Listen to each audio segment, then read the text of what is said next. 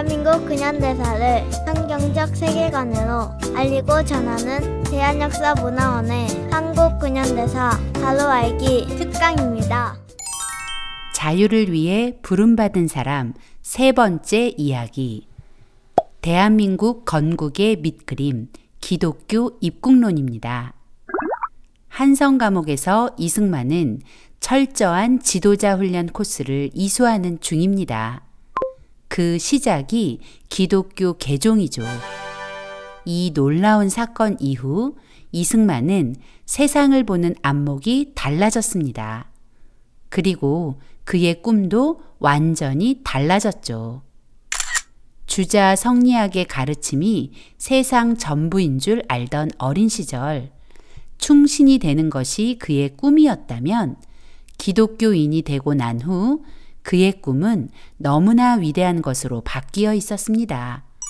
그것은 바로 하나님의 말씀대로 통치되는 위대한 나라, 그리고 자유와 평등이 지배하는 나라에 대한 꿈이었죠. 이승만의 이 꿈이 바로 기독교 입국론입니다. 한마디로 기독교가 기본이 되는 새 나라를 건국하자는 것이죠. 당시 대한제국은 유교적 세계관이 지배하는 나라였습니다.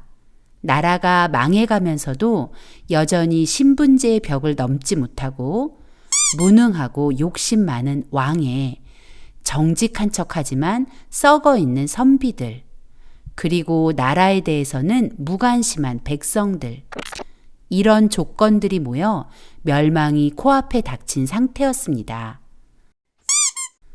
이런 상황에서 이승만은 하나님의 말씀대로 통치되는 나라와 자유와 평등이 지배하는 나라에 대한 꿈을 글로 정리하기 시작합니다. 그가 기독교 입국론의 당위성을 주장한 첫 번째 글이 바로 1903년 9월 우리나라 최초의 신학 잡지인 신학월보에 기고한 두 가지 편벽됨이라는 논설입니다. 이 글의 주제를 한 문장으로 요약하자면 거룩한 그리스도인은 거룩한 국민이 된다입니다. 두 가지 편벽됨의 내용의 일부를 살펴보겠습니다. 사람의 극히 어려운 지경은 곧 하나님이 감화시킬 기회라 하나니, 비교하건대 논고에 물이 마르고 뜨거워 고기가 살 수 없게 된 후에야 스스로 새 물길을 얻어 강과 바다를 찾아갈지라. 이 세상은 우리의 잠시 사는 논고물이라. 다소 태평 안락한 데 사는 사람들도 바다같이 영원히 마르지 않을 생수를 찾기에 게으르지 않건대, 하물며 이 물이 마르고 흙탕되는 도탄 중에 들어 어찌 새 물줄기를 찾지 아니하리요. 옛날 문체라서 다소 이해하기가 쉽지는 않습니다. 사람에게 오는 위기가 하나님을 만날 가장 적기라는 말로 시작하는 이 문장은 논에 사는 물고기를 비유로 위험에 처한 사람이 어떻게 해야 할 것인지를 말하고 있습니다. 논에 물이 마르기 시작하면 물고기는 본능적으로 물이 많은 곳으로 이동하게 됩니다. 이 세상도 마치 그와 같아서 위기에 처해 있는 사람이라면 당연히 살 길을 찾아야 하지 않겠는가라는 말이죠. 그러면서 그 살 길이 바로 예수교, 즉 기독교라고 말합니다. 대한 사람의 새 물줄기는 예수교회라. 이 교회가 날로 흥왕함은 더 말할 것 없으려니와 아직까지도 저 불쌍한 사람들을 다 기회를 주어 우리와 같이 생활샘으로 나오지 못하게 함은 실로 다 우리 믿음이 부족함이요 사랑이 부족함이라. 지금 나라가 도탄에 빠진 상황에 백성들의 살 길이 기독교라는 것을 아는 기독교인들이 죽어가는 동포에게 살 길을 알려주지 않는다는 것은 믿는 자들의 믿음이 부족하고 사랑이 없기 때문이라고 말하고 있습니다. 그러니 적극적으로 대한제국 백성에게 자신이 믿는 하나님을 알리라는 것입니다. 어떻게 기독교가 대안을 살릴 새 물줄기가 될 수 있을까요? 하나님은 하나님의 백성들에게 세상에서 소금과 빛처럼 행동하라고 하시기 때문입니다. 소금과 빛이 된다는 것은 적재적소에 필요한 존재가 되는 것, 더 나아가 나를 통해 세상을 이롭게 하는 삶을 사는 것입니다. 이것이 바로 기독교 정신입니다. 하나님은 당신의 백성에게 정직과 성실을 요구하시고 사랑과 희생을 요구하십니다. 때문에 당시 나라의 위기를 나 몰라라 하는 백성들이 그리스도인이 된다면 나라를 위해 소금과 빛의 역할을 하는 백성이 많아질 것이기 때문이죠. 정치는 항상 교회 본위로서 딸려나는 거로 교회에서 감화한 사람이 많이 생길수록 정치의 근본이 스스로 바로 잡히나니 이러므로 교화로서 나라를 변혁하는 것이 제일 순편하고 순리된 바로다. 이것을 생각지 않고 다만 정치만 고치고자 하면 정치를 바로잡을 만한 사람도 없으려니와 설령 우연히 바로잡는다 할지라도 썩은 백성 위에 맑은 정부가 어찌 일을 할 수 있으리요. 반드시 백성을 감화시켜 새 사람이 되게 한 후에야 정부가 스스로 맑아질지니 이 어찌 교회가 정부의 근원이 아니리요. 대한제국은 위기에 직면해 있었습니다. 그러나 대한제국의 회생과 변화는 왕과 조정 대신 한두 사람만 잘한다고 해서 가능한 일이 아니라는 것입니다. 오직 백성들이 변해야 가능한 일이라는 것이죠. 백성 한 사람 한 사람이 정직하고 성실한 기독교 정신으로 거듭나 정치를 하면 그 정치는 공정하고 올바르게 될 것이기 때문입니다. 뿌리가 튼튼해야 실한 열매가 열리는 이치겠죠. 즉, 부패한 백성 위에 절대로 좋은 정부란 존재할 수 없다는 것입니다. 지금의 대한민국의 상황에도 적용이 되는 말입니다. 대한민국의 안녕과 발전은 훌륭한 대통령, 정직한 정치가의 책임 이전에 대한민국 국민 한 사람 한 사람이 정직한 국민, 이타적인 국민, 성실한 국민이 될 때 가능하다는 것을 기억해야 합니다.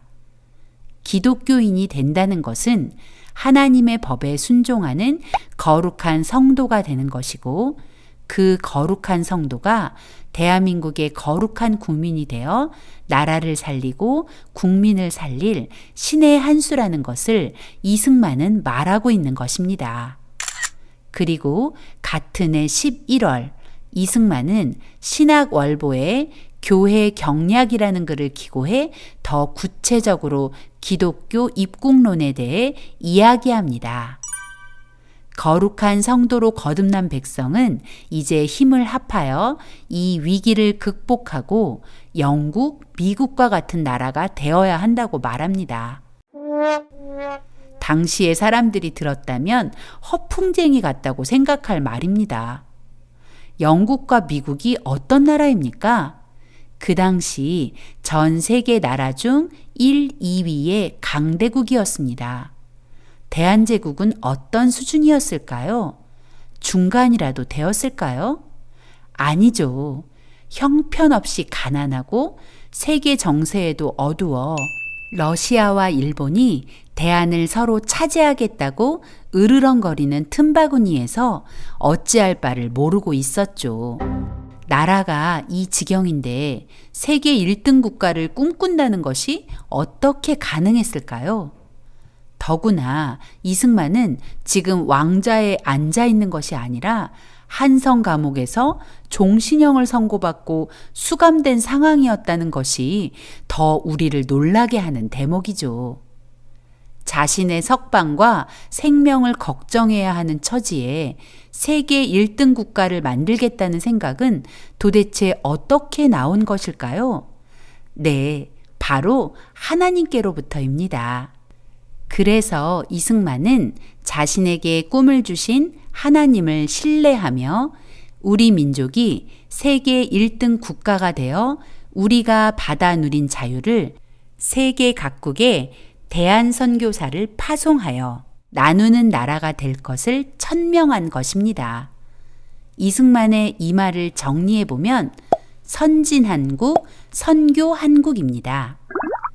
그가 말하는 선진한국은 단순히 잘 먹고 잘 사는 경제적 풍요만을 뜻하는 것이 아닙니다.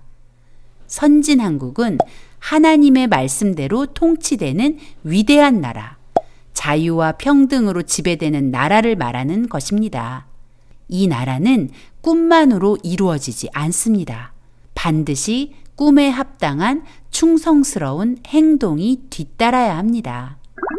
마땅히 만국의 왕이시고 만국 왕의 왕이신 예수 그리스도로 우리의 왕을 삼아 피와 정욕의 모든 상전을 다 버리고 함께 돌아와 만세의 빛난 용상 앞에 머리를 숙이고 모두 천국을 위하여 싸우는 강병이 되어 사탄과 세상을 쳐서 이기고 만국을 합하여 한 천국을 만들자. 백성 한 사람 한 사람이 하나님의 뜻과 법대로 사는 거룩한 백성이 되고 그 거룩한 백성이 거룩한 국민으로 모든 분야에서 충성스럽게 살아낼 때 선진국가가 된다는 것입니다. 그래서 이승만은 대한제국 백성에게 새 나라를 건국할 용사가 될 것을 호소하는 것입니다. 놀랍게도 1903년 8월 한성감옥 밖 원산에서도 우리 민족의 구원을 위한 하나님의 놀라운 계획이 실행되고 있었습니다. 1903년 8월 24일 원산의 남산동 교회에서 놀라운 부흥의 역사가 일어나 그 부흥의 불길이 원산과 그 일대 지역으로 퍼져가고 있었습니다. 이 원산 부흥은 로버트 하디 선교사로부터 시작되었습니다. 로버트 하디 선교사는 의료 선교사이자 목회자로 조선의 자유를 선포한 선교사입니다. 하디 선교사가 조선에 와 오랫동안 열심히 사역했지만 도통 변화가 없었습니다. 오히려 늘 실패를 경험해야 했죠. 하디 선교사의 마음은 점점 조선 사람에 대한 원망으로 가득해졌습니다. 조선 사람들은 게으르고 형편없는 사람들이야. 조선 사람들 때문에 나의 사역이 실패한 거야.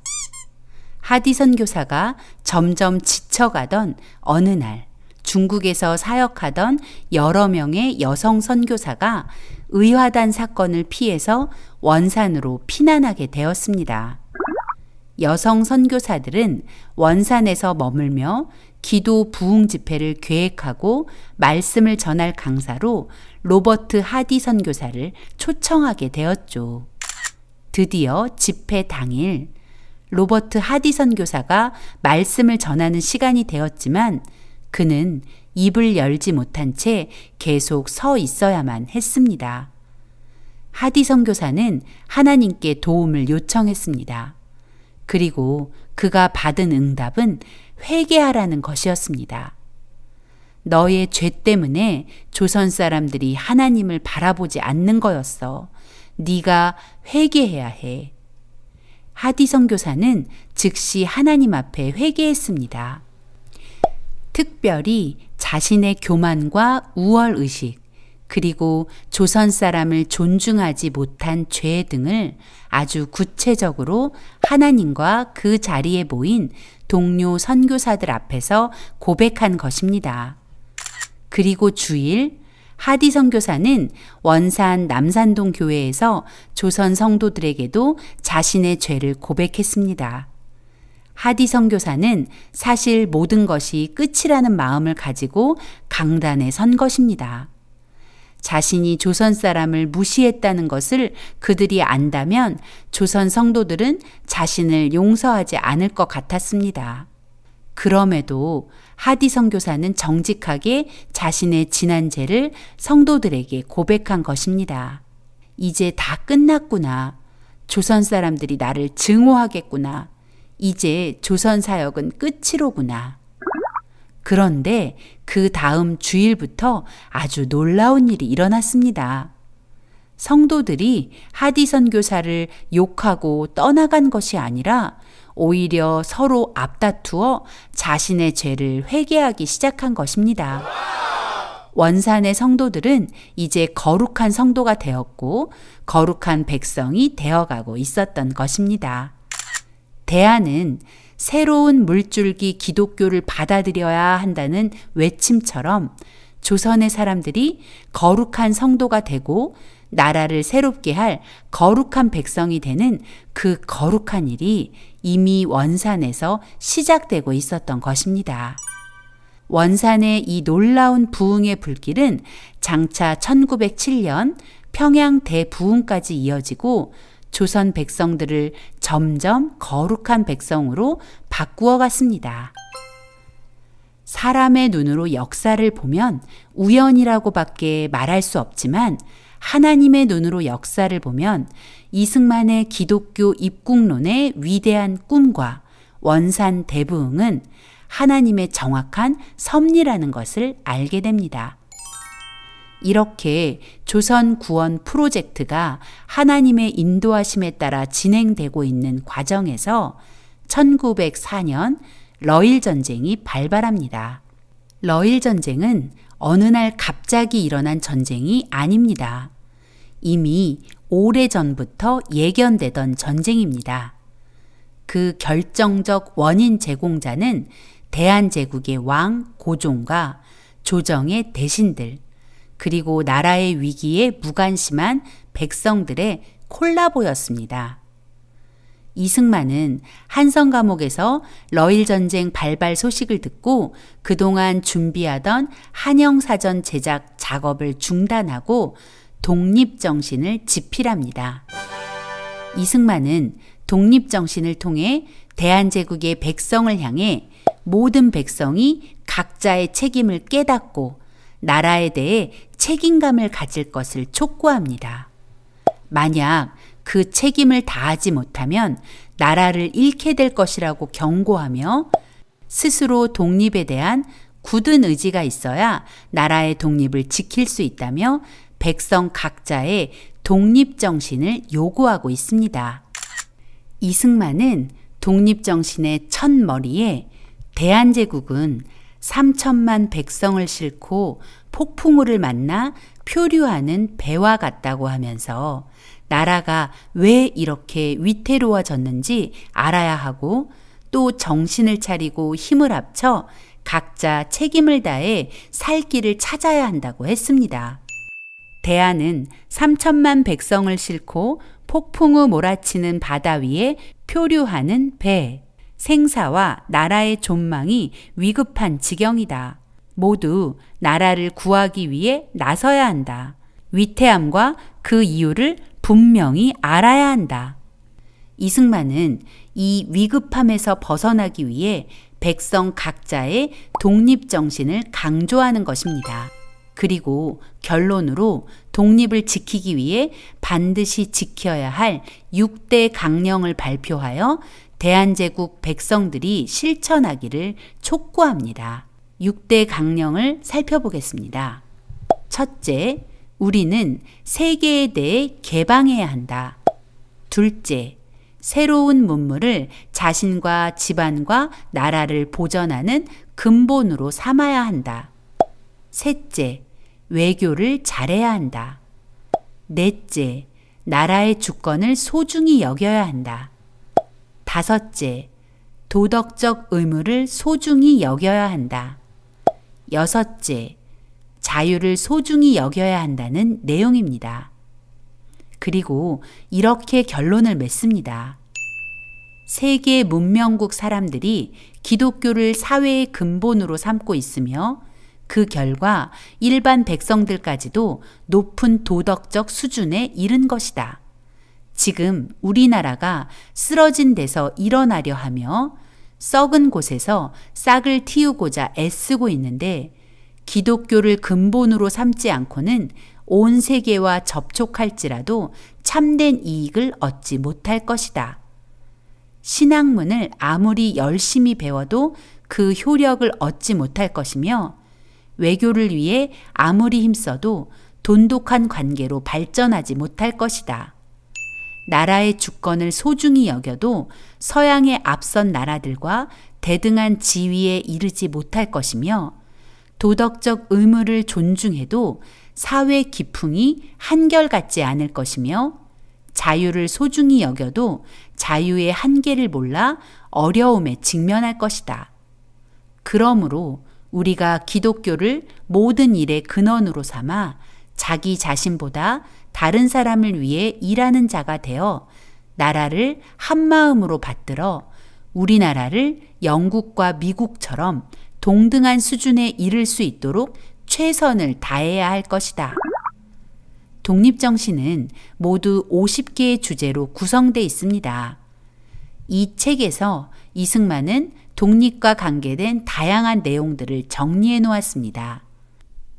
조선을 둘러싸고 있는 주변 정세, 일본과 러시아, 중국의 의중, 어떻게 하면 우리 민족이 살아남을 수 있는지, 그리고 애국심의 중요성과 나라가 망하면 백성도 그 화를 면할 수 없기에 목숨을 걸고 나라를 지키자고 호소했습니다. 또 우리 민족이 민주주의로 전향할 것과 서양 문물을 배우고 실력을 키워서 부강한 나라를 만들자는 내용입니다. 그러나 기독교를 이 모든 일의 근본으로 삼지 않는다면 우리가 원하는 목적을 이룰 수 없다는 것을 선지자처럼 선포한 것입니다.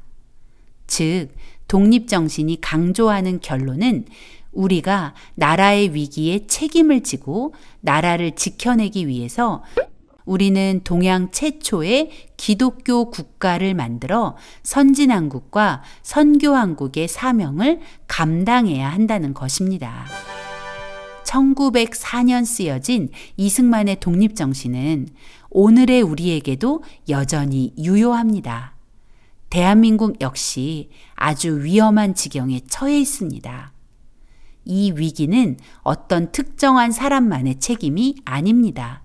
바로 나의 책임이라는 것을 인정해야 합니다. 그리고 대한민국 국민으로서의 책임감과 사명감을 가져야 합니다. 그리고 그 사명감은 거룩한 하나님의 백성이 될 때만 감당할 수 있다는 것을 기억해야 합니다. 한성 감옥에서 이승만이 꿈꾼 기독교 입국론의 위대한 꿈은 어떻게 되었습니까? 그 꿈은 절대 허망한 꿈이 아니었습니다. 그 위대한 꿈은 오늘의 대한민국을 만들었습니다. 경제적으로만 봐도 2018년 현재 대한민국은 1인당 GNI가 세계 11위나 되는 나라입니다. 대한민국 국적을 가진 사람이 1년 동안 벌어들인 수입의 1인당 평균이 3,478달러, 원화로 환산하면 3,478만 원인 나라가 된 것이죠. 그러나 안타깝게도 2022년 현재 우리나라의 1인당 GNI는 13단계 하락한 24위입니다. 선진왕국 대한민국은 세계 각국의 선교사를 파송해서 우리가 받아 누리는 자유를 다른 나라에 전달하는 선교한국의 꿈도 이루었고, 이제 우리에게 남은 사명은 북한의 자유를 선포하고 북한에 억류된 우리 형제와 자매를 자유케 하는 것이죠. 이승만은 한성 감옥에서 기독교가 무엇이고 민주주의가 무엇인지 확실하게 이해했습니다. 기독교는 자유민주주의의 핵심 가치라는 것, 또 자유민주주의는 기독교의 정치적 표현이라는 것이죠. 이승만의 기독교 입국론은 대한민국 건국의 밑그림이라는 사실, 기독교 입국론의 핵심은 거룩한 성도가 거룩한 국민이 된다는 것. 그리고 그 거룩한 국민이 하나님의 말씀대로 통치되는 나라를 위해 각자의 맡은 바 사명을 감당할 때 자유를 누리고 그 자유를 확산할 수 있다는 것을 잊지 말아야겠습니다.